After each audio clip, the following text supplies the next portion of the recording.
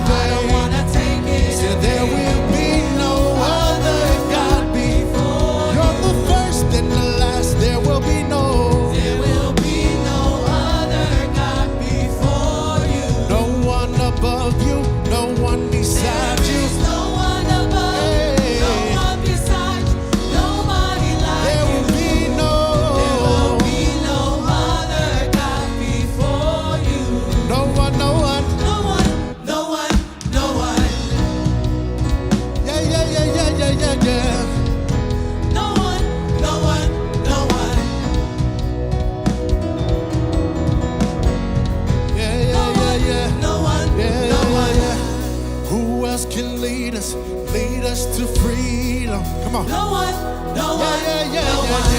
Say, who else can heal all our sins and diseases? No one.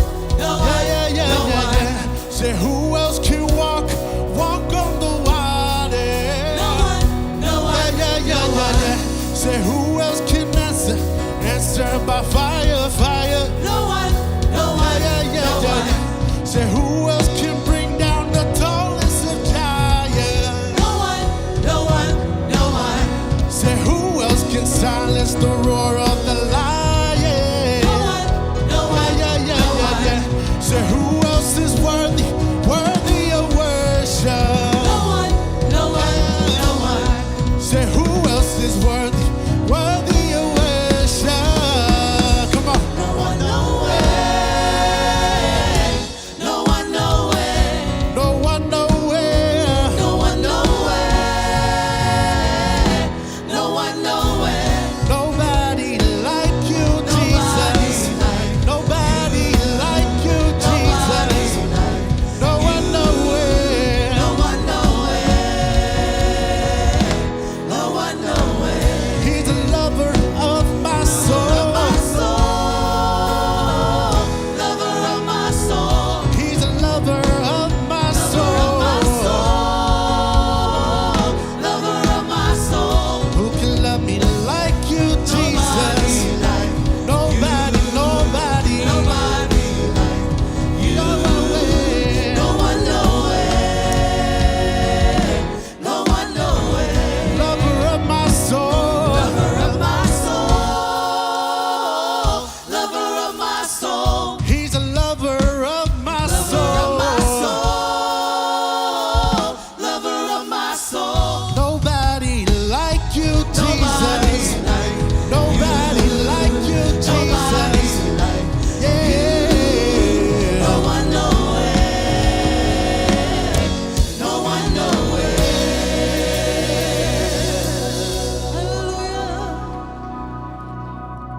Hallelujah. Thank you, Father. We just honor you today. Hallelujah. We welcome your presence into this place. We lift your name, Jesus, in this house. enter in, Lord. Family, can we lift a hand up to our King and we honor him? Hallelujah, hallelujah, hallelujah.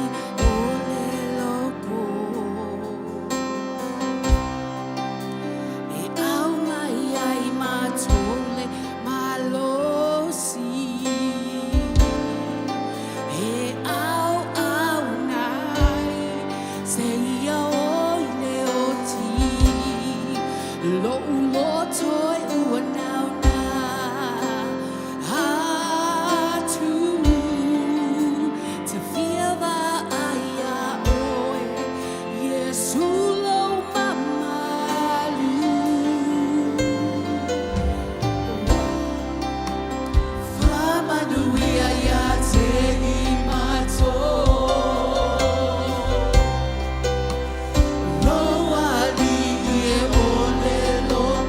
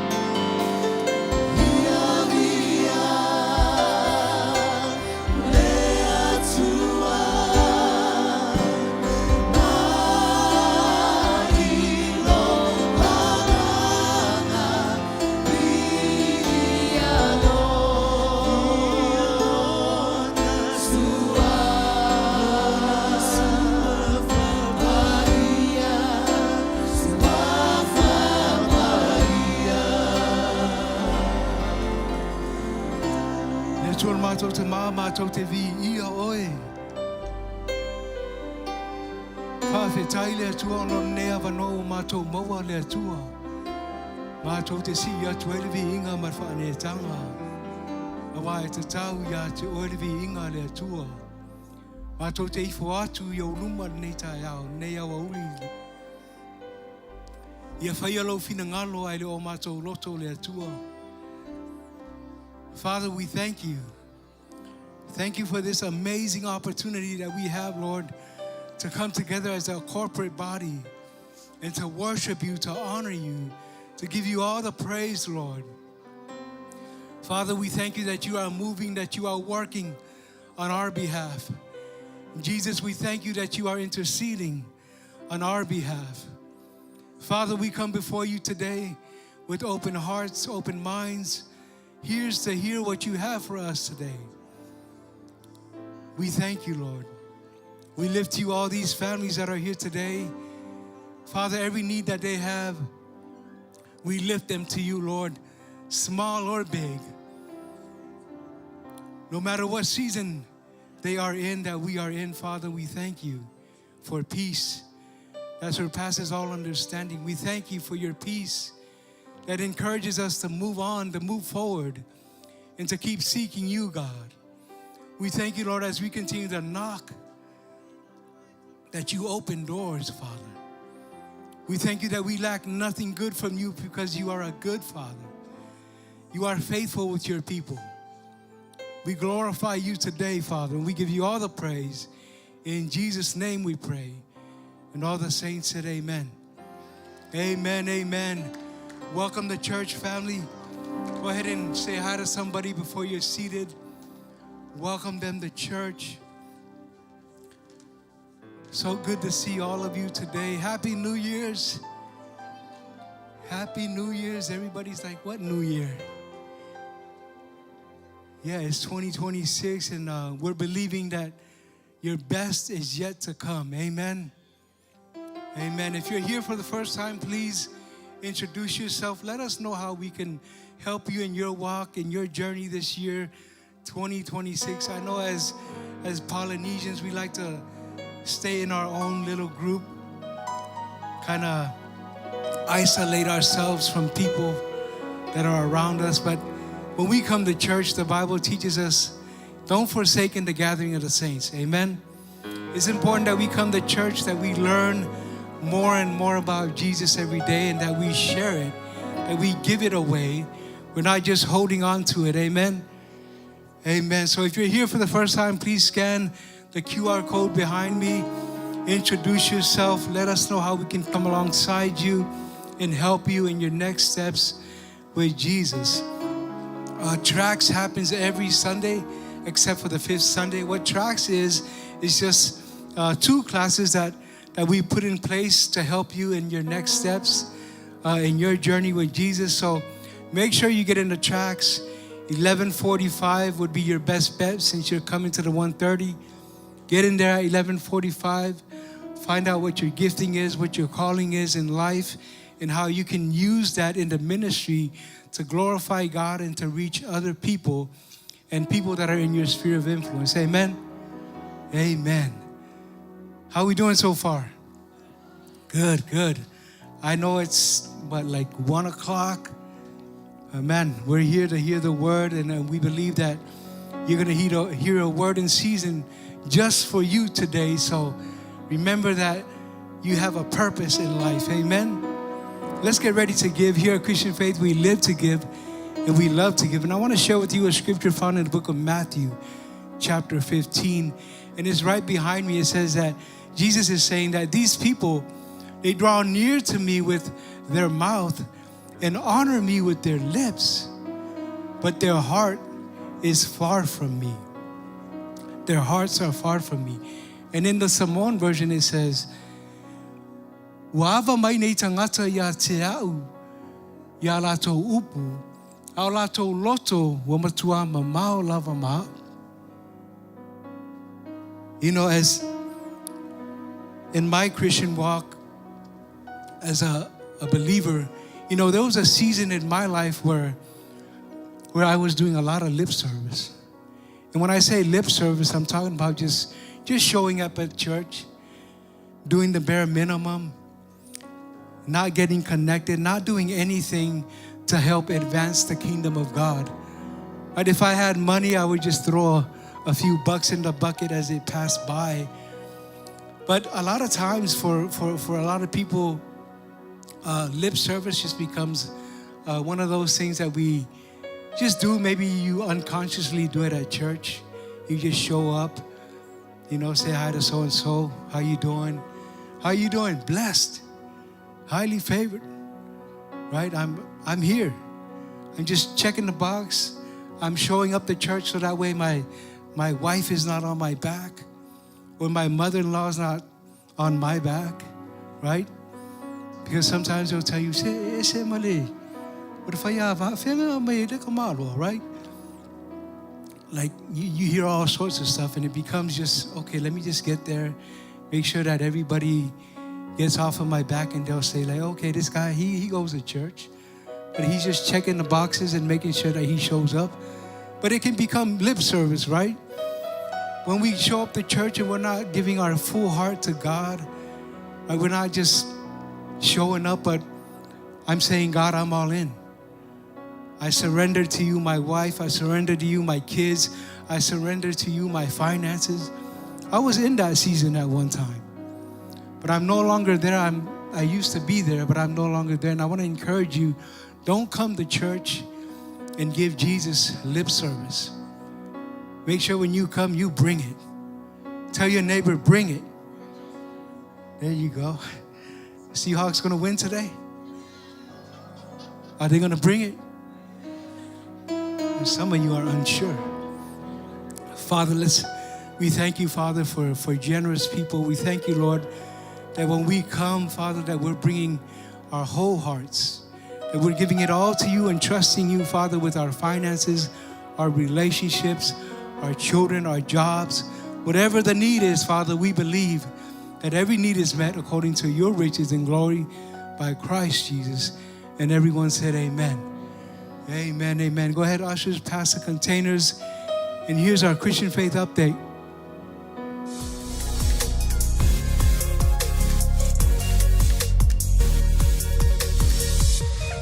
We just want to take a moment and celebrate. Over the last couple weeks, so many of you have taken your next step and said yes to getting involved. And for many of you, your next step might actually be Growth Track.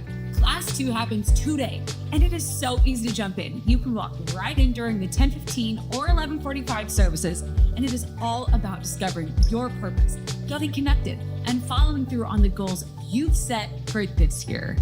And one of the most important places we can take a next step this year is in our marriages. Marriage Night is coming up on February 13th at 7 p.m. It is a night designed just for you and your spouse. It is completely free. Childcare is provided, and it is going to be an amazing night, fun with games, snacks, free photo booth, and a space to connect. This is a night just for you. And none of us were meant to walk this journey alone. That's why we are kicking off a brand new life group season next month, which is an opportunity to grow in life together.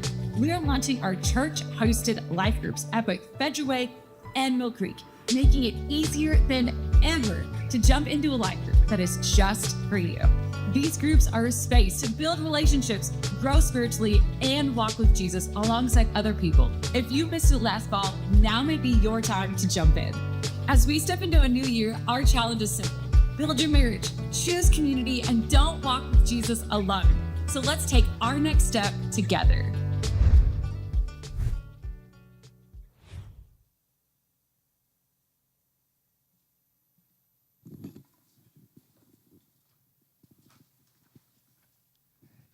Well, let's get ready to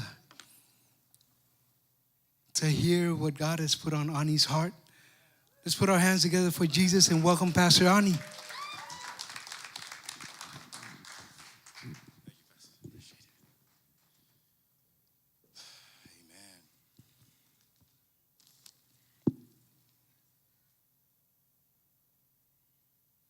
Well, God is good.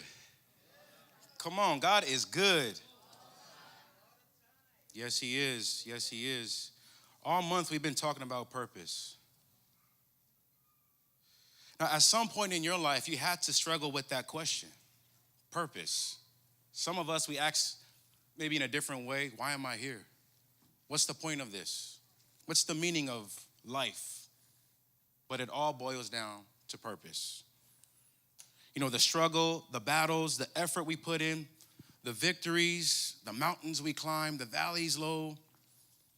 And you look back, you know, there were some moments where you thought, man, that was well worth it. That was purpose. But you still have that gnawing in your soul. And you're asking, what's the point of this? So our job, you know, the Bible is to lay out clearly what our purpose is and make sure that you just jump right on in. Understanding that you were made for a purpose. You are not here by accident. Right? So everything we see serves a purpose. Nothing is made on accident. So what occurs first? A problem. A problem occurs, and then whoever's creating something, say an inventor or something, you know, an app or, you know, a gadget, they see the problem and they create the thing to solve the problem. Therefore, that thing serves its purpose. You and I, we were made in the image of God. Okay, the purpose starts there. It originates in Genesis. Let's make men in our image to have dominion over the earth, to be representatives of Christ, right? And then we know the story, the fall happened, and then Jesus Christ restored it. But before we jump ahead, I remember growing up, and I just wanted to fit in, trying to find my purpose, trying to find my flow, you know what I mean? Grew up in Hawaii, so it was like this black guy, I think he's Samoan, but he's black, I don't know. So the struggle, it was dualism. I was like, yeah, that's it. But on the plus side, The Rock is black and Samoan too. So that's my guy. That's my crowd. So I should be an actor. That was my purpose. That's what I thought. But so you see the tension that I'm presenting is like, man, how do I know if I fit in with these guys, those guys, that group, this group? But I jumped in. I was like a chameleon. Have any of us had that struggle? Anybody try to fit in? Show of hands. Come on, we got a few honest people. If you didn't raise your hand, you're still trying to fit in. And that's okay, right? But before we try to fit in, because we do belong to somebody, we do belong to the body, we do belong to Christ, but we are uniquely made. We are wonderfully made. We are different, but we belong to a body. Does that make sense? So I'm on the team, not the Seahawks, but the Raiders. I'm on the Raiders team, right? That's my team if you didn't know, and we're number 1 in the draft. We got the first pick. If you don't know, the worst team in the NFL gets the first pick, and so that's us. So I got this position, let's say quarterback, on the team, and the quarterback has a unique position, calls the plays, right, makes the throw. We know football, but I also belong to the organization, the Raiders. Same with us. We belong to the body of Christ, but yet we are uniquely and differently and wonderfully made. You guys got that? So if you haven't found your place to fit in, let's rewind and say, you know what? Maybe I need to be more like Christ in order to fit into where I belong. Okay, I don't want to bring my broken self to this place trying to fit in to make it worse, to not bring nothing to the table, to bring my brokenness, to bring my emptiness, to bring all my hardships and pain. I take that to Jesus. If I'm trying to fit in and flow with the body and serve a purpose, I need to first know who I am. How do we do that? Well, we see examples in the Word of God. John 17:13-18 says this. Now I am coming to you. This is Jesus. He's praying this prayer right before he goes to the cross. He's talking to God the Father. He says, now I am coming to you. I told them many things, his disciples, while I was with them in this world, so they would be filled with my joy.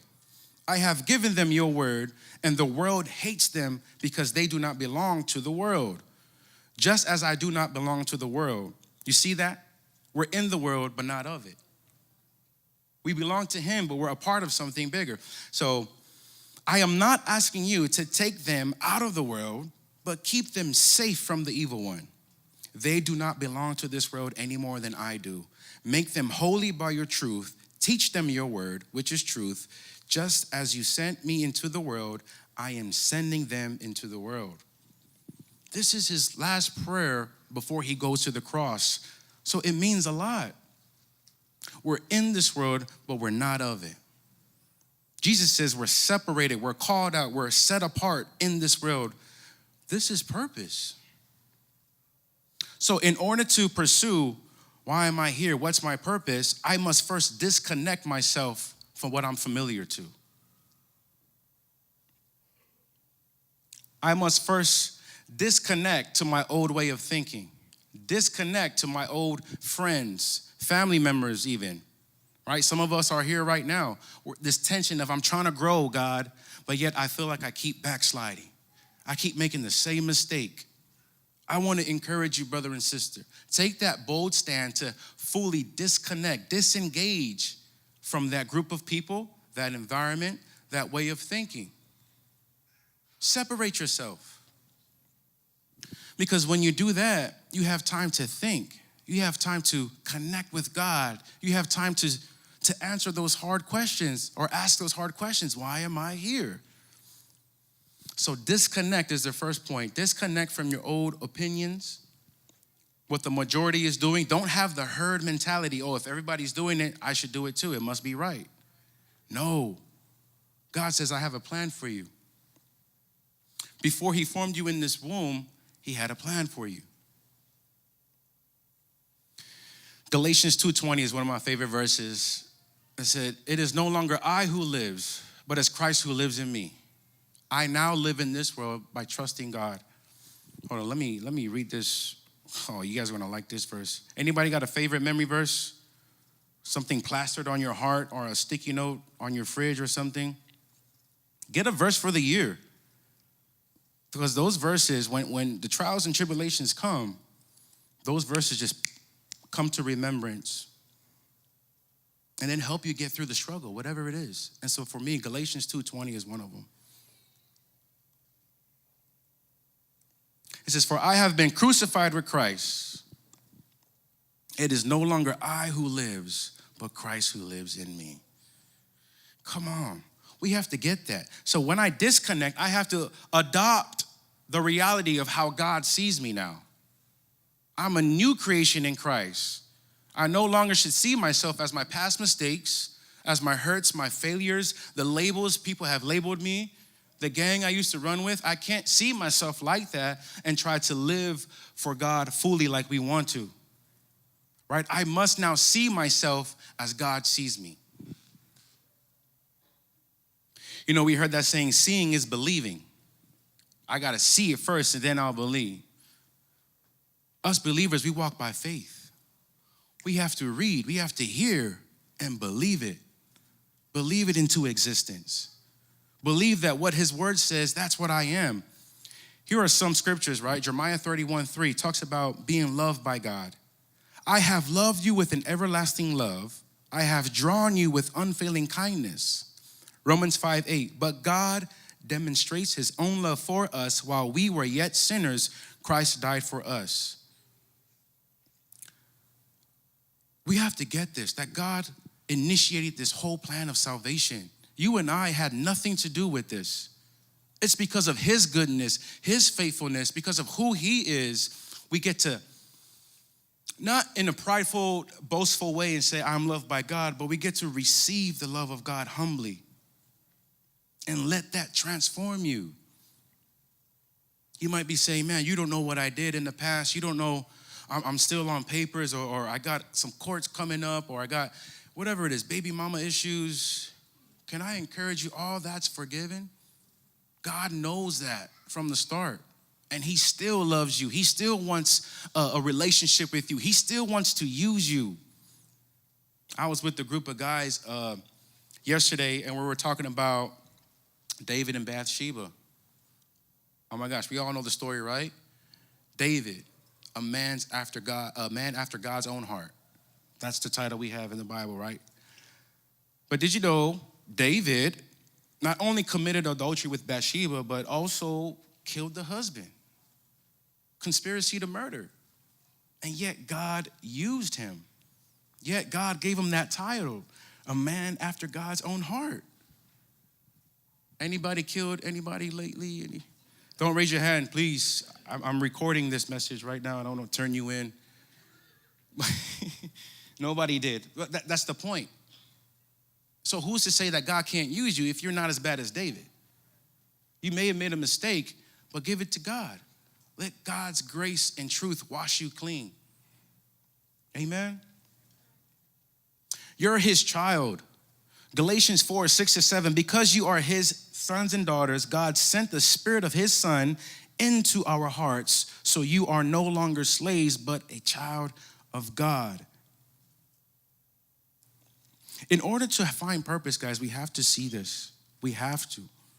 You are a chosen people, right? Ephesians 1:4-5, for he chose us in him before creation of the world. In love, he predestined us for adoption. So practicality, man, just applying scriptures, applying what we're talking about. You go home. On the way home, right? Things get heated. Talking about where we're going to eat or what to do later, where we're going to watch the game, whatever the case is. Because I know some of us, right, will get in that car and for some reason have an attitude. But I want us, before we start to speak our mind and say what we feel like saying, catch ourselves. Pause and say, is this Christ-like? Is this going to fulfill purpose, not only in my life, but in my spouse's life? In that very moment, pause and say, is it worth it? How is this more Christ-like? Some of us, we just got to let them win, right, guys? We just got to let the wife win. Not for her to be quiet, but we just got to let her win just to show that I'm more Christ-like than you.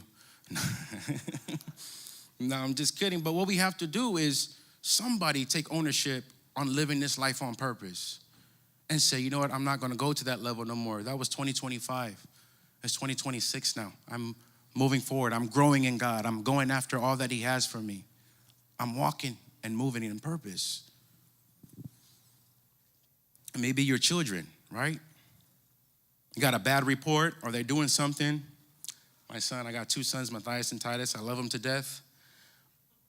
But man, Titus, he tests my nerves, and I thank God for him. I was like, God, you're teaching me patience and how to respond kindly and not to get so frustrated. But I would tell him something, and it goes in the ear, and I don't know where it goes after that because he's not doing what I asked him to do. And so I said, okay, let me calm down, take a deep breath. Titus, do you know what I'm saying? I try to speak his language. Nothing's wrong with him. It just feels like, man, he's not good. I got to draw pictures or something. And so don't be a Titus, okay? Get what God is trying to say to us. But thank God he's way more graceful than us. He takes his time. He's very patient. You know, that's the thing. How bad do you want it? How bad do you want to fulfill and walk in purpose? Because God said, I already moved. I'm ready when you are. Jump. I got you. See, but we delay it. I hope it's not on purpose. It's our thinking maybe. We just delay the process or the change, the transformation because of fear. I get it. We're scared. We don't know what's on the other side.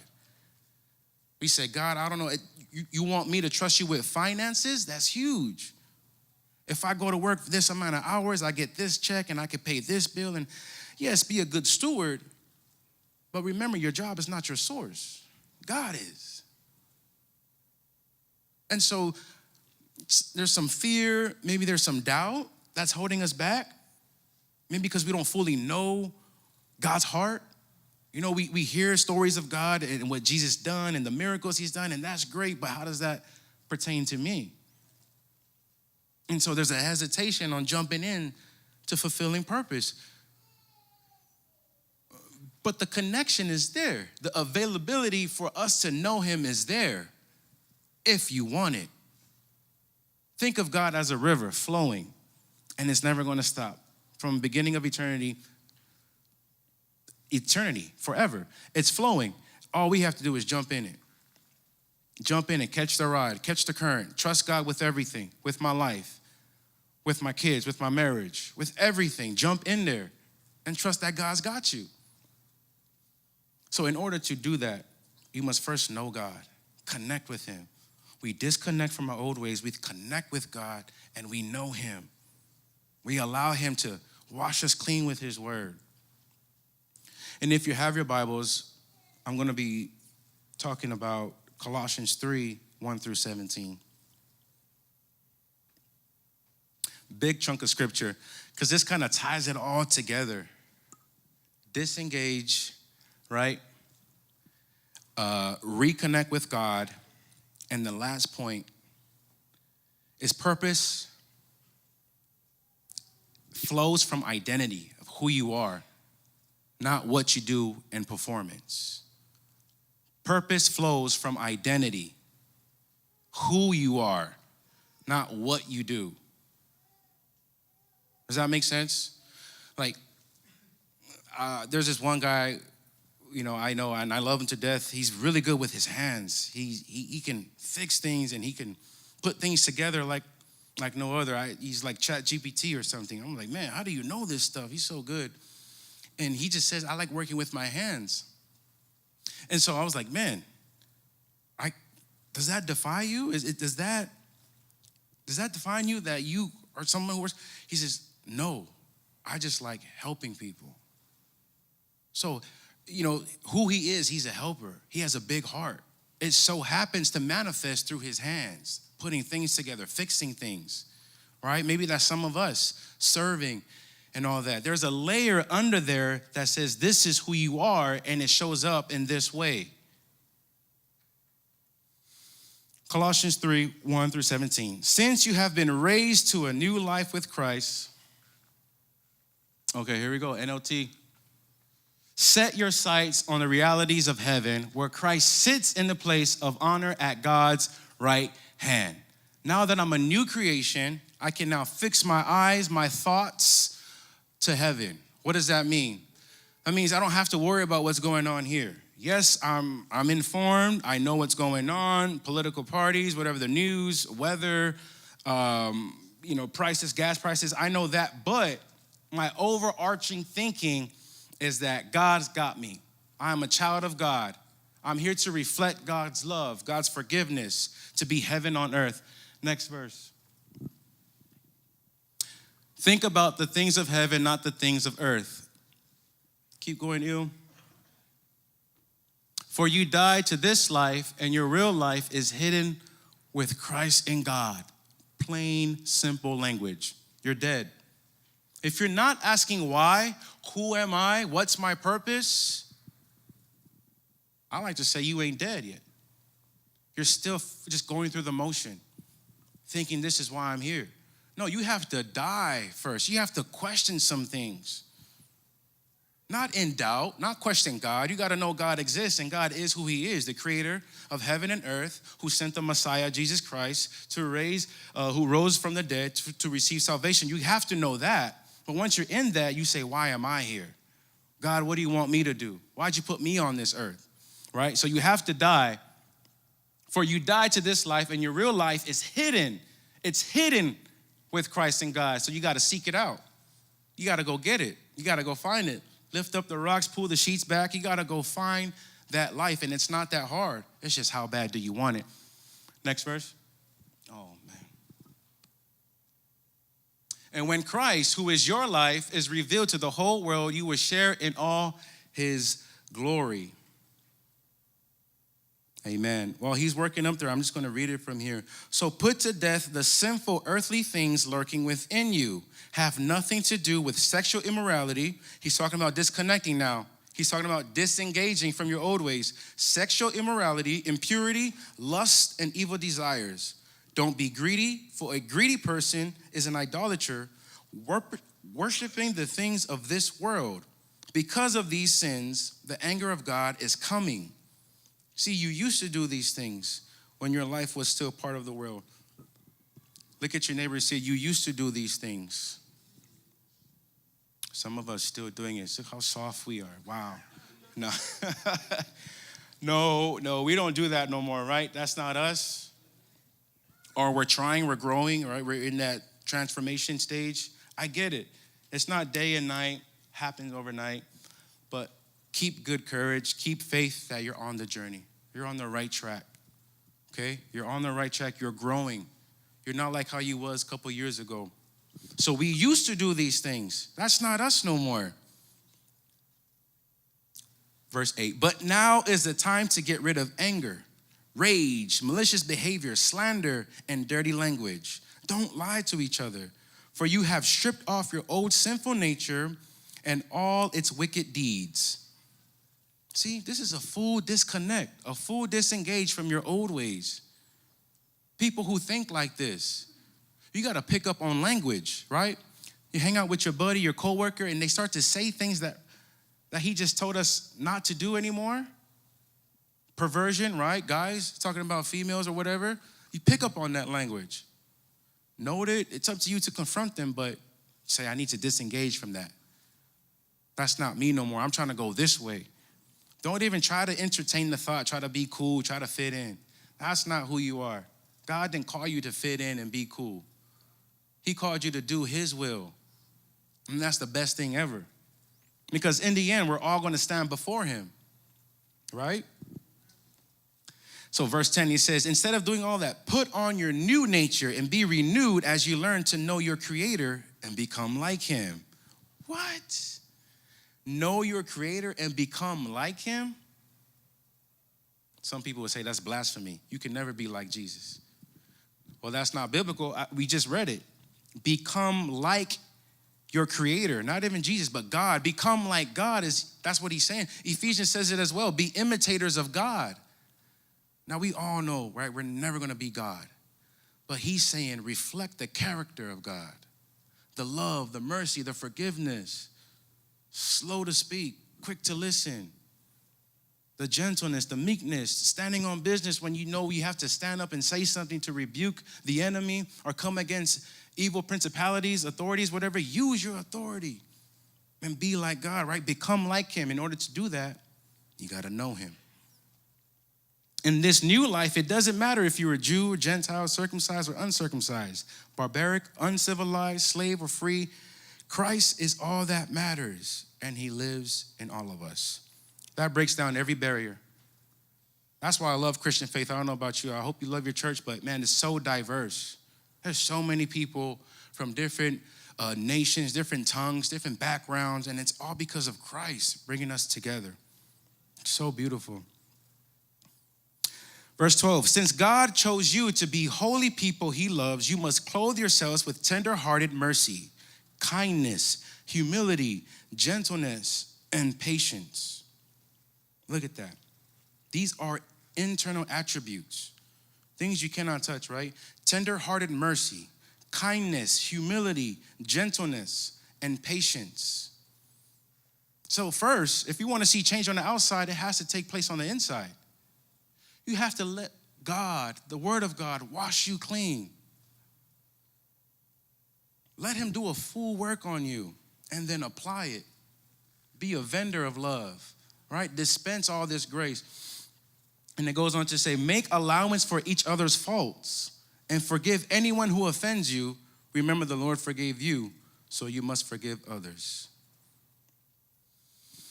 That was a little tough, right? We always live an eye for an eye, right? They did this to me, I'm going to do that to them, right? I was like that too. I mean, no one's perfect. Perfection is never the goal, but it's always that one right here. Man, you treated me like this, I'm going to treat you like that. When that was never Jesus' response to us. While we were yet sinners, he died for us. I'm going to just give you what the Bible says, right? He forgave you of all your sins and wickedness. Who are you to withhold that same forgiveness? Who are you to not share that forgiveness with somebody else? It's hypocrisy, right? You'd be a hypocrite. Forgive others. My wife is a great example of that. She forgave me of a lot of stuff. She's still forgiving me. So I really learn a lot from her. Just her approach, how humble she is, how she still wants to submit to me. And I'm like, man, I'm not worth it.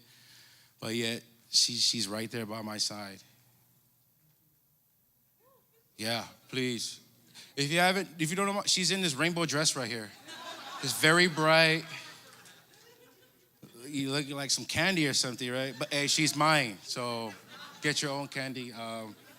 Thank God for her and just living out the Bible and just forgiving me. And thank you, babe. Moving on. Above all, clothe yourselves with love. Wow. That's it right there. Which binds us all together in perfect harmony.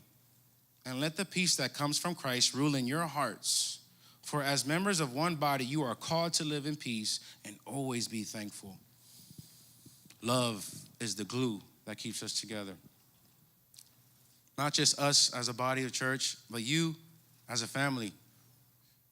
You at work, love is the glue. Love is what people in this world are seeking after, people who don't know God.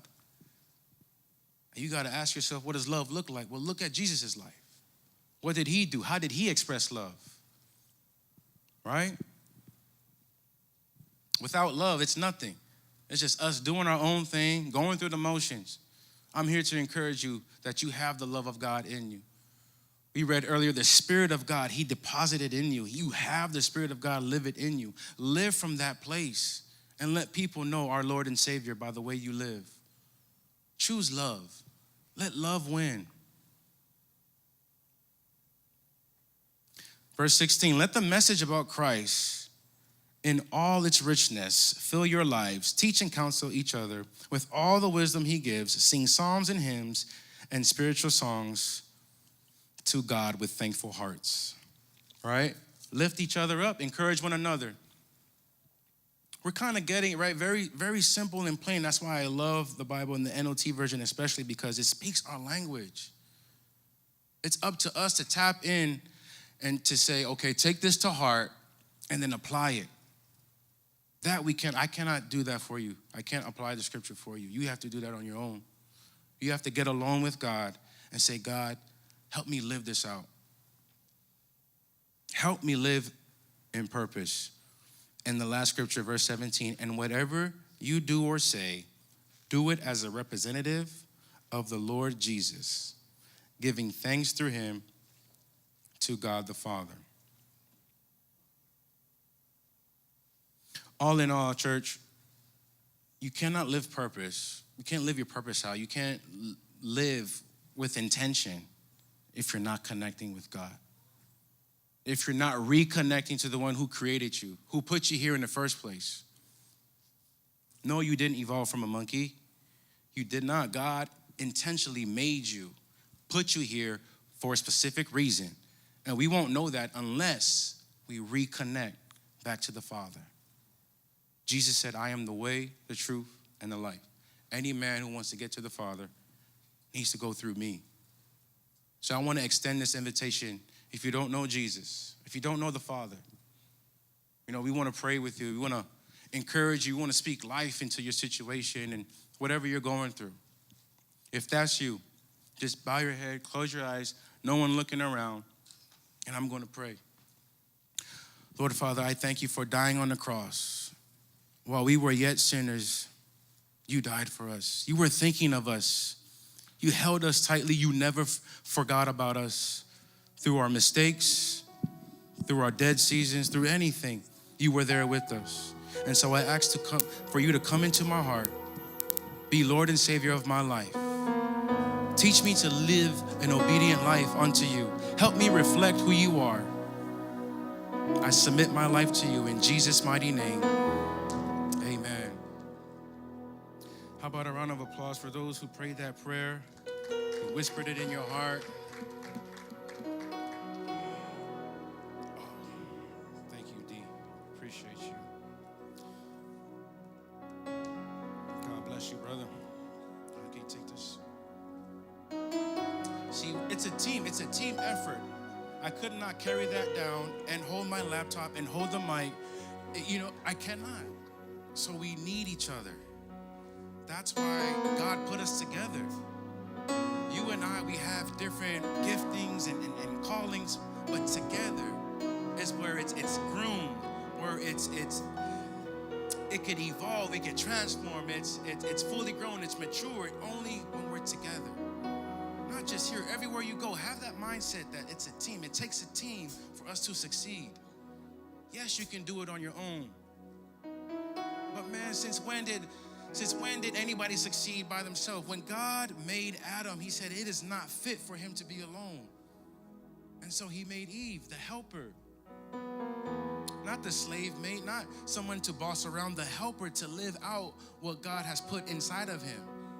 What God put in Adam, love, right? Kindness. There's no one to express that with unless he has a helper to do it with. So wherever you go, you cannot do this alone. Here we are, Christian Faith Samoa, every Sunday, 1:30. Let's get involved. Get plugged in. If you're not serving, may this be the year. Take that step. Lean into what God has for you. And if you are serving, praise God.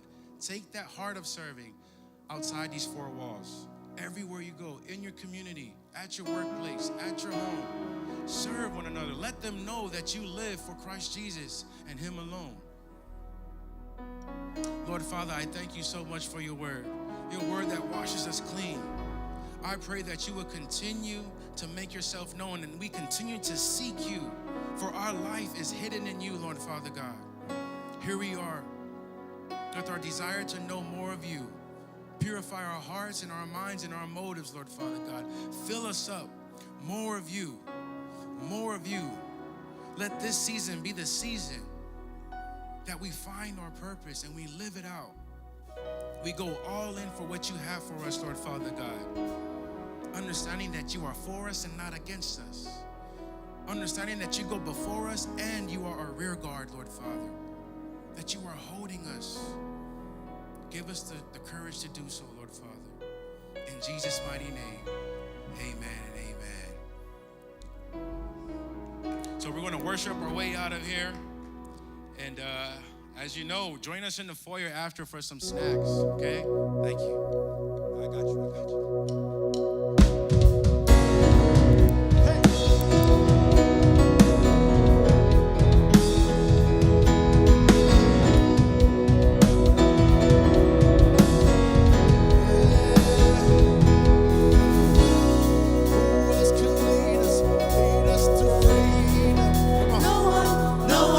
No one